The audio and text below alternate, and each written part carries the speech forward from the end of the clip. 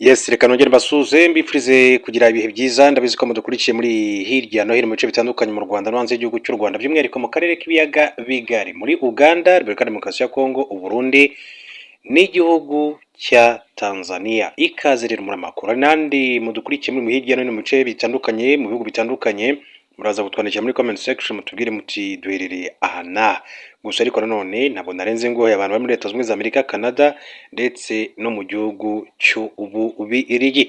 Ikaze rero muri aya makuru ni inkuru ikomeye cyane kuri Musa Fazili Harerimana. Uyu mwaramumenye yabaye minisitiri w'umutekano w'imbere mu gihugu cy'u Rwanda, urwego rw'igihugu rushinzwe ubugenzacyaha. Hari amakuru akomeye maze gushyira agaragara. Gusa mbere gato yuko tugaragara kuri aya makuru, reka mbanze mbahe inshamake y'amakuru ingenzi agezweho.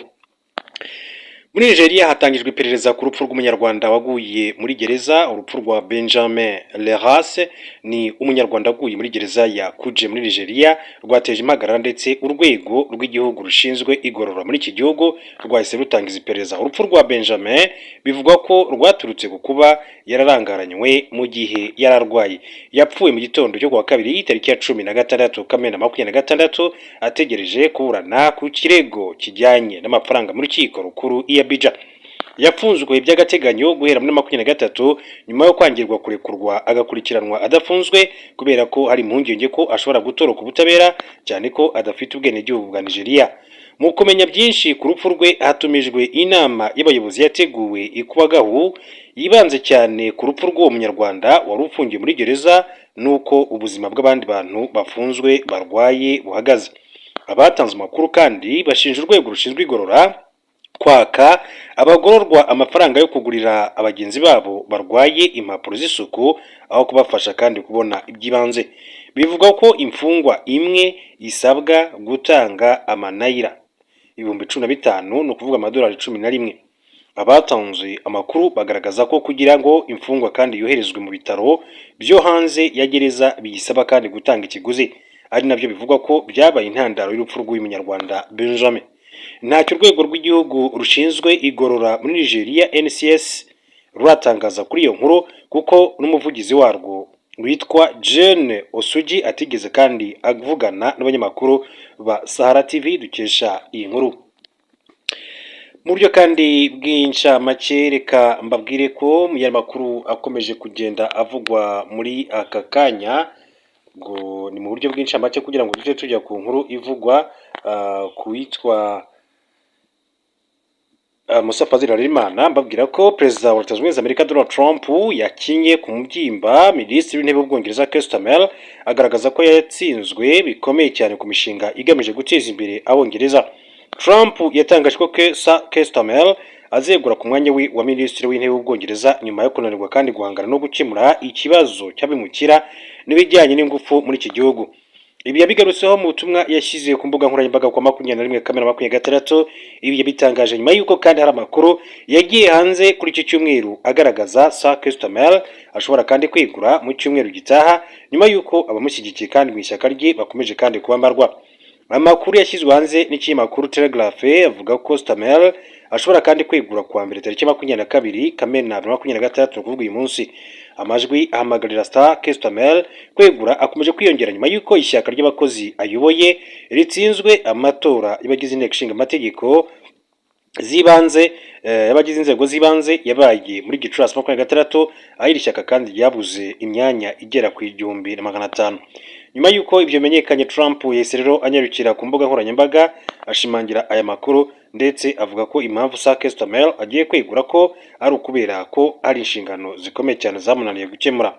Keir Starmer araza kwegura nka minisitiri w'intebe w'Ubwongereza yatsinzwe nabi cyane ku ngingo ebyiri z'ingenzi, abimukira n'ingufu. Mwifurije ibyiza. Mu bibazo bigiye gutuma Keir Starmer yegura, Trump yavuze ko harimo iby'ibikomoka kuri peteroli mu nyanja North Sea. Ni ahantu habarizwa amazi menshi hagati y'Ubwongereza n'ibindi bihugu by'Uburayi. Ni igice kibarizwamo umutungo kamere mwinshi cyane arimo na gaze.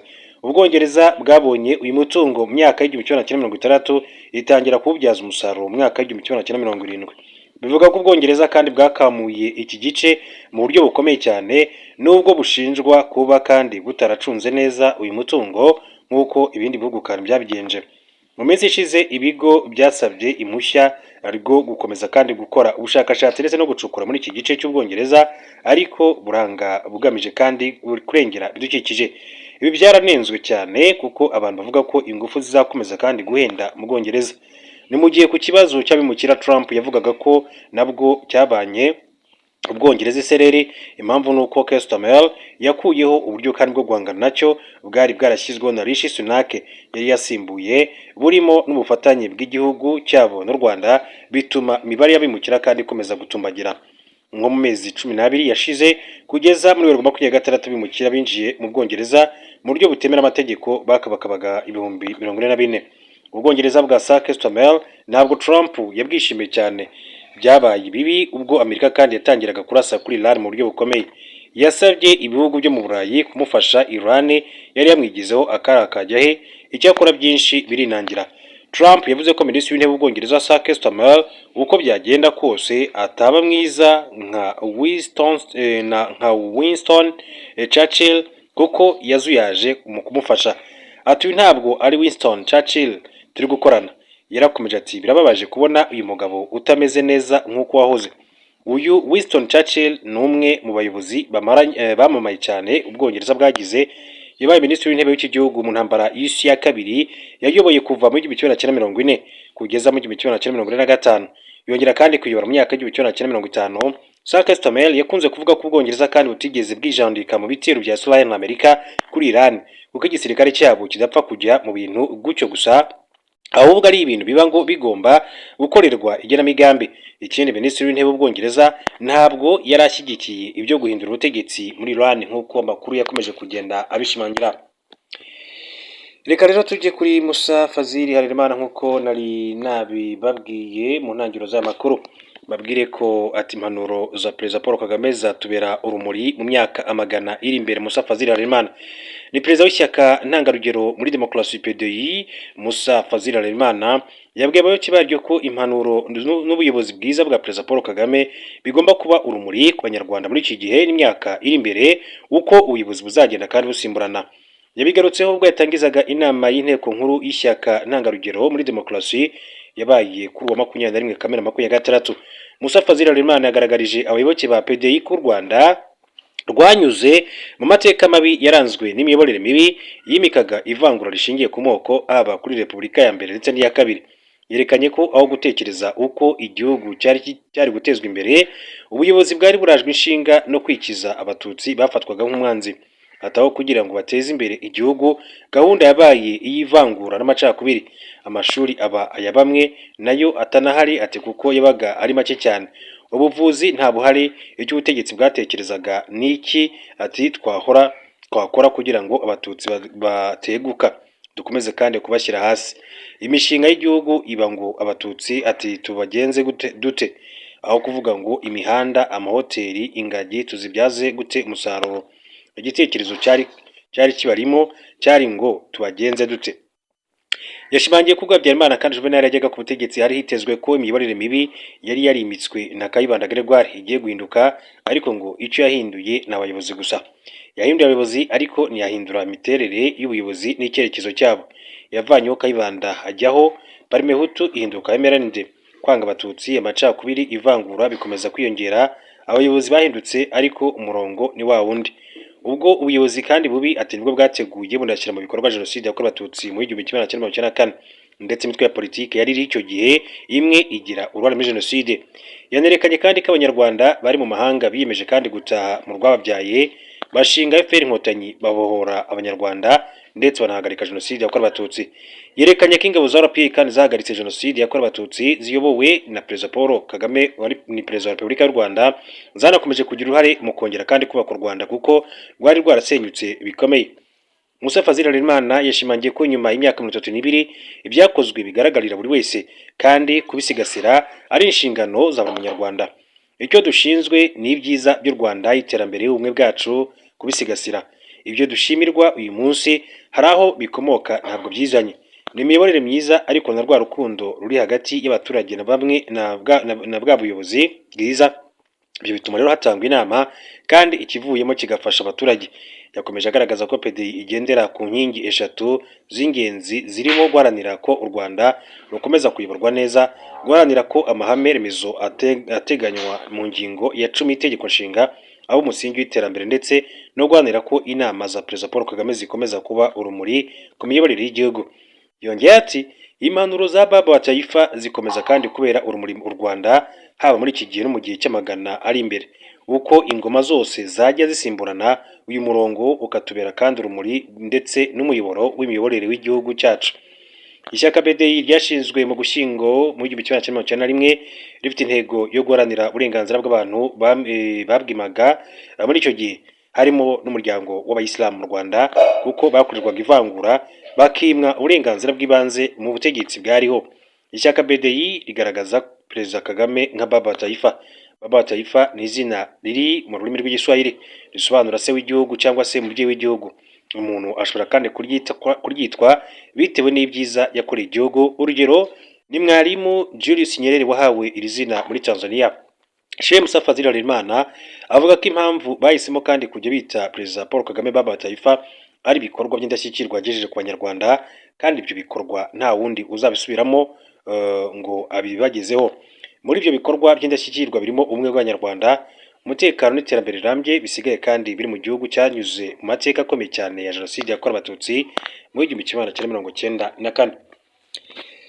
Reka mu yandi makuru mbabwire ko nk'uko amakuru akomeza kugenda abishimangira, muri aka kanya, nuko umuvugizi w'urwego rw'igihugu rushinzwe ubugenzacyaha RIB Dr Murangira Biceri yakebuye ababyeyi bahana abana babo bihanukiriye, ku buryo rero bishobora kandi kubaviramo kugira ibikomere bikomeye. Ibi yabigarutseho ku itariki ya 19 Kamena 2026 ubwo kuri sitasiyo ya RIB ya Nyamata uru rwego rwashyikirizaga abantu telefoni 140 zifite agaciro kari hejuru ya miliyoni 40 z'amafaranga y'u Rwanda bari bibiwe hirya no hino mu gihugu.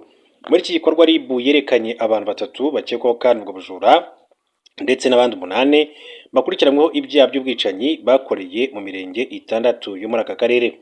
Umuvugizi wa RIB Dr Murangira Biceri yavuze ko muri iyi minsi basigaye bakira ibirego bijyanye n'abana bahohotewe n'ababyeyi n'abarimu babo, ahanini bitewe n'ibihano bikomeye cyane baba babahaye kubera amakosa bakoze.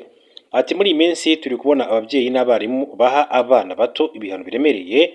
Turabibutsa ko rero ibihano biremereye bibangamira uburenganzira bw'abana, kuko harimo ibikorwa bitemewe gukorera umwana ubyita ibihano. Mu ngingo ya 3 y'itegeko ryerekeye kurengera umwana risobanura ko ibihano kandi biremereye aba ari ibihano bitajyanye n'imiterere y'umwana, ibimuhamura cyangwa se ibishobora kandi gushyira ubuzima bwe mu kaga.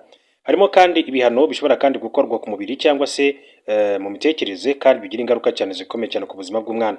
Dr Murangira Biceri yagaragaje ko bitemewe gukubita umwana ugasanga bakoresheje inkoni, umukandara, kumurya ibinyunguti, kumukubita inshyi, kumukurura amatwi, kumukubita inkonji, imigeri ndetse n'ibindi bibi. Yavuze ko uretse no gukubita abana, ababyeyi badakwiriye kandi kubabwira amagambo abashengura umutima, abatesha agaciro, kuko bituma rero bahora bafite umutima uhagaze. Uyu muyobozi rero yavuze ko batigeze kandi babuza ababyeyi guhana abana babo, ahubwo ko bakwiriye kubikora mu buryo bukwiriye ndetse kandi bakabikorana urukundo rwa kibyeyi. Ubutumwa burimo ati si ukubuza ababyeyi guhana abana, ariko igihe uri guhana umwana uri kumuhana ati ugomba kumuhanana urukundo, cyangwa se uri kubikorana uburakari, aturumva ni ikibazo. Ingingo 28 y'itegeko rirengera uburenganzira bw'abana riteganya ko uhamijwe icyaha cyo gukubita umwana hanishwa igihano cy'igifungo kiri hagati y'imyaka 2 n'3 n'ihazabu y'ibihumbi 200 ndetse n'300 y'amafaranga y'u Rwanda. Iyo wakubise rero bikamuviramo ubumuga, uhanishwa igihano kiri hagati y'imyaka 7 n'imyaka 10, ndetse akishyura ihazabu ya miliyoni 1 na miliyoni 2 z'amafaranga y'u Rwanda. Iyo byamuviriye mu rupfu ni igihano cya burundu. Aya makuru akomeje kugenda avugwa, reka mbabwire ko u Rwanda na Repubulika ya Demokarasi ya Kongo byaganiriye ku gucyura impunzi. Igihugu cy'u Rwanda ndetse na Repubulika ya Demokarasi ya Kongo byaganiriye ku gucyura impunzi ziri muri ibyo bihugu zifuza gutaha. Ni ibiganiro byabereye Addis Ababa muri Ethiopia, aho itsinda ry'abahagarariye u Rwanda riyobowe n'umunyamabanga wa leta uhoraho muri Minisiteri y'ibikorwa by'ubutabazi Ngoga Aristarike uretse u Rwanda na RDC. Muri ibyo biganiro ishami ry'umuryango w'abibumbye kandi ryita ku mpunzi UNHCR naryo ryari rihagarariwe. Ibiganiro kandi byatangiye ku itariki 20-21 Kamena 2026. Nk'uko amakuru kandi akomeza kugenda bishimangira, biteganyijwe ko nyuma y'ibyo biganiro biri tekinike hazakurikiraho inama z'abaminisitiri zigamije kandi kwiga ku buryo ibihugu byombi byacyura impunzi. Iyo nama iri ku rwego rwo hejuru, iteganyijwe ku itariki 22 Kamena 2026 uyu munsi. Muri Nyakanga 2025 nibwo guverinoma y'u Rwanda, iya Repubulika ya Demokarasi ya Kongo, ishami ry'umuryango w'abibumbye rishinzwe impunzi HCR byemeranyije gufatanya mu bikorwa byo gucyura impunzi z'Abanyakongo ndetse n'Abanyarwanda babyifuza. Ni imyanzuro washingiwe ku masezerano impande zose zagiranye ku itariki ya 17 Gashyantare 2010, hashingiwe kandi ku masezerano y'amahoro ya Washington u Rwanda rwagiranye na Repubulika ya Demokarasi ya Kongo tariki 27 Kamena 2025 n'amahame ya Doha. RDC n'ihuriro rya F23 byagiranye ku itariki ya 19 Nyakanga 2025. Mu masezerano ya Washington n'amahame ya Doha, impande zose zumvikanye ko zafasha impunzi ndetse n'abahungiye imbere muri Repubulika ya Demokarasi ya Kongo gutaha ku bushake mu buryo butekanye kandi buzihesha agaciro. Impande zose zemeranyije kunoza uburyo bwo kumenyesha impunzi ndetse n'abaturage bazaturana nazo gahunda yo kuzicyura hifashishijwe uburyo bw'ikoranabuhanga, hagamijwe kandi kurema icyizere ndetse no gukorera mu mucyo. Abaterankunga, inzego mpuzamahanga z'imari ndetse z'abafatanyabikorwa mu iterambere bishyigikiye gahunda yo gucyura impunzi ku bushake, kuzisubiza mu buzima busanzwe ndetse no kuzifasha kwiyubaka bizajya kandi biganirizwa kugira ngo izi gahunda zigende neza.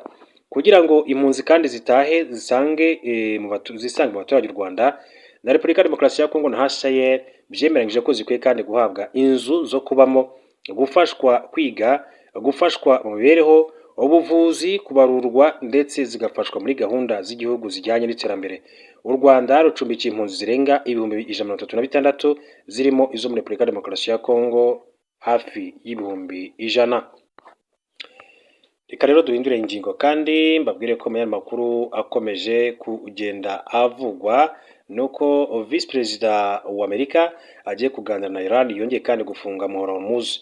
Mu gitondo cyo kuri iki cyumweru ku munsi w'ejo, Vice Perezida wa Leta Zunze Ubumwe za Amerika JD Vance yageze mu Busuwisi mu biganiro by'amahoro byagombaga guhuza intumwa za Iran ndetse n'iza Amerika. Ibiganiro byagombaga kubera mu gace ka Obergen muri hoteli yitwa Bergenstock Resort. Iran ihagarariwe na Perezida w'Inteko Ishinga Amategeko Mohamed Bagher Khalibaf, Minisitiri w'Ububanyi n'Amahanga Abbas Araghchi ndetse n'umuvugizi w'iyi minisiteri Esmail Bahei. Uruzinduko rwa JD Vance ruje nyuma y'amasaha make Iran itangaje ko yongeye gufunga Umuhora Hormuz, Detroit de Hormuz cyangwa se Strait of Hormuz kubera ibitero Israel yagabye kuri Iran kwa 20 Kamena 2026. Ibi bitero Iran ibifata nko kurenga ku mahame yashyizweho umukono. Ubwo yari mu nama ya G7 mu Faransa, Bwana Trump yashyize umukono ku mahame akubiyemo ingingo 14 zizagenderwaho mu gihe cy'iminsi 60 nyuma yaho hakazasinywa amasezerano y'amahoro mu buryo budasubirwaho. Muri biganiro azaganirwa kandi mu buryo bwimbitse kuri izi ngingo 14 zirimo ibijyanye no guhagarika ibitero ahantu hose, kutivanga mu miyoborere y'ibindi bihugu, gufungura Umuhora Hormuz, gufungura kandi ibyambu bya Iran, guhagarika gahunda ya Iran yo gutunga intwaro, kirimbuzi n'ibindi. Urugendo rwa JD Vance mu Busuwisi rugamije kandi gutangiza ibyo biganiro by'amahoro bizaba mu gihe cy'amezi agera kuri 2. N'ibiganiro byagombaga kandi gutangira ku itariki wa gatatu tariki ya 19 Kamena 2026, ariko bihagarikwa nuko Vice Perezida JD Vance yasubitse urugendo rwe ku munota wa nyuma. Gusubika urugendo rwa JD Vance, White House Maison Blanche yatangaje ko byatewe nuko hari ibyari bitaratungana kandi ari ingenzi mu biganiro. Minisitiri w'Intebe wa Pakistan w'umuhuza Shehbaz Sharif nawe yageze mu Busuwisi kuri iki cyumweru. Ibiganiro bigiye kuba kandi nyuma y'umunsi umwe umwuka mubi wongeye kandi kuzamuka biturutse ku bitero ingabo za Israel zagabye ku mutwe wa Hezbollah muri Liban, byatumye Iran yongera gufunga Umuhora Hormuz. Intumwa za Iran zavuze ko nta musaruro ibiganiro bizatanga mu gihe Israel itarahagarika ibi bitero, kuko nabyo ari ingingo irebwa n'amahame impande zombi zashyizeho hanyuma ndetse umukono. Yitezwe ko ingingo iherwaho ari ijyanye na Liban, hakemezwa ko Israel ikwiye guhagarika ibitero kuko irebwa n'ibyo impande zombi Amerika na Iran byemeranyijeho. Mbere yo guhaguruka, Vice Perezida JD Vance yavuze ko mu byo ashyize imbere muri biganiro ari uko Iran ihagarika umugambi wo gukora intwaro kirimbuzi no gukumira ibitero bya Israel muri Liban nk'uko yagiye abivuga. Turajya dusatira musozo w'amakuru yacu, gusa mbere gato yuko nshyiraho akadomo babwira ko umujyi wa Hamburg mu gihugu cy'Ubudage urubyiruko rw'abanyarwanda rwiyemeje kurushaho kandi kugira uruhare ku hazaza h'u Rwanda. Urubyiruko rw'abanyarwanda ruba hirya no hino mu Budage rwiyemeje kurushaho kandi kugira uruhare mu iterambere ry'u Rwanda nk'igihugu rukomokamo. Ibi aba basore n'inkumi kandi babigarutseho ubwo bari mu mujyi wa Hamburg mu gikorwa kibahuza kizwi nka Rwanda Youth Connect Germany. Icy'uyu mwaka cyabaye hagati y'itariki ya 19 na 2026. Igikorwa kibaye ku nshuro ya kabiri kigamije kwibutsa urubyiruko rw'abanyarwanda ruba mu Budage inkomoko yarwo ndetse no kurukangurira kandi kurushaho kugira uruhare mu iterambere ry'u Rwanda. Umwihariko waranze Rwanda Youth Connect Germany y'uyu mwaka ni uko yaguwe n'urubyiruko ubwarwo, ibishimangira ubushake rufite mu gufata inshingano ndetse no guhuza bagenzi babo hagamijwe kandi intego imwe. Bamwe mu batuye hanze ya Hamburg byabasabye gukora urugendo rushobora kandi kugera ku masaha 6 kugira ngo babashe guhurira na bagenzi babo muri uyu mujyi. Uretse inama, urubyiruko rwitabiriye kandi iki gikorwa rwagize amahirwe yo kumenyana, kuganira ku byo rukora ndetse no gusabana. Umunsi wo ku 20 Kamena 2026 rwaranzwe n'ibiganiro byagarutse cyane ku bibazo urubyiruko ruba muri diaspora ruhura nabyo. Ikiganiro cya mbere cyayobowe na Desi Igihozo waganirizaga umujyanama wa mbere wa ambasade y'u Rwanda mu Budage yitwa Gildas Mukunde ndetse na Anais Usanase ndetse na Amani Shema. Cyagarutse ku byiza byo kugumana indangagaciro z'u Rwanda muri iki gihe ikoranabuhanga kandi rikomeje kwimakazwa hirya no hino ku isi. Hanarebwe uko iri koranabuhanga kandi ryakwimakazwa mu buryo buboneye mu biganiro abantu bagirana. Ikiganiro cya kabiri cyayobowe na Samantha Kayitete Murera kigirwamo uruhare na Dr Kaneza Elizabeth, Moise Mwiseneza ndetse na Raila Umutoni. Cyagarutse ku guhatana imiyoborere ndetse no gufata inshingano no kwiyungura ubumenyi. Ikiganiro cya gatatu cyayobowe na Derice Perure Ikirezi kigirwamo uruhare na Ange Bera Kabano, Musafiri Sebziga, Protogene Hahirwa Bayo, Guillaume Habarurema. Cyagarutse cyane kandi ku bijyanye n'imari, kwihangira imirimo ndetse n'ibyiza by'ishoramari rihuriweho. Urubyiruko rwanaganirijwe kandi ku bijyanye n'inkomoko yarwo ndetse n'uko bakwiriye kandi guterwa ishema no kuba abanyarwanda ndetse bakagira kandi uruhare ku hazaza h'igihugu cyabo. N'ikiganiro cyatanzwe na Jeanne Adiri Ndatirwa, umugore wa Ambassadeur Igor Cesar uhagarariye u Rwanda mu Budage, kiyoborwa na Nadege Akamanzi, Naomi Ikamba ndetse na Moise Mwiseneza. Nabo batanze ikiganiro ku buryo urubyiruko kandi rwarushaho kandi guhabwa umwanya muri gahunda zitandukanye zitegurwa na diaspora y'abanyarwanda mu Budage. Uretse ibiganiro byagiye bitangwa n'amatsinda y'abantu yatoranyijwe, hanabayeho kandi uburyo bwa rusange bwo kungurana ibitekerezo ndetse no kuganira. Ambasaderi w'u Rwanda mu Budage Igor Cesar ari nawe wasoje iyi gahunda, yasabye urubyiruko rwitabiriye ko ari abarinzi b'ibyagezweho gusa, ahubwo nabo bakwiriye kandi kubigiramo uruhare. Yavuze ko abanyarwanda baba mu mahanga bafatwa nk'intara ya 6 y'igihugu cyabo, abasaba kandi kunga ubumwe no kugira intego. Yifashisha urugero rw'umusanzu uherutse kandi gutangwa n'abanyarwanda baba muri Kaiserslautern, yagaragaje uburyo amafaranga make ashobora kandi guhurizwa hamwe akagira umumaro ukomeye muri gahunda y'ubwisungane mu kwivuza mu Rwanda. Ambassadeur Igor Cesar yavuze ko ubumenyi urubyiruko kandi rumaze guhaha mu Budage rukwiriye kubukoresha mu guteza imbere igihugu cyabo binyuze mu kwihangira imirimo. Reka rero mbashimire cyane, mbifurize gukomeza kugira ibihe byiza. Turaza gusubira mu makuru mu masaha ari imbere.